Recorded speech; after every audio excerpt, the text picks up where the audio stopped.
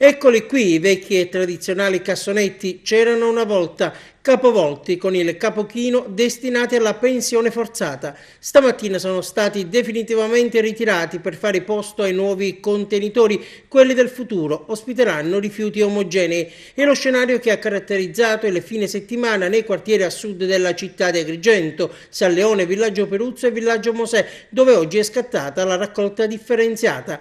Ma il passaggio non è stato privo di disagi, proteste e polemiche, con la spazzatura che ha fatto capolino sulle strade, offrendo uno spettacolo indecoroso e di inciviltà, come lo ha subito bollato senza tanti giri di parole l'assessore al ramo di Palazzo dei Giganti Mimmo Fontana. L'esponente della giunta Firetto parla di fake news, di notizie false, e ha spiegato: le notizie delle lunghe file per ritirare i cestelli è solo colpa di chi ci ha pensato all'ultimo momento a ritirare i mastelli da portare a casa. Le code però ci sono, e come, la gente è costretta ad attendere a lungo e ci sono anche persone anziane. Forse sarebbe stato opportuno mettere a punto meglio la macchina organizzativa prima di fare decollare il servizio porta a porta.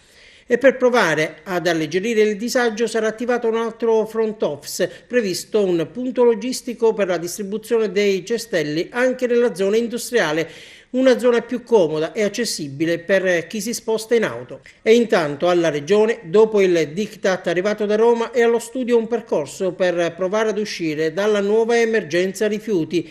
L'assessore Figuccia annuncia che la spazzatura sarà esportata fuori dall'isola, anche all'estero, senza però aumentare i costi per gli enti locali. Sul fronte discariche, quella di Siculiana ha ottenuto una proroga per il conferimento per altri 3 mesi, provvedimento che ha fatto respirare tutti i comuni interessati.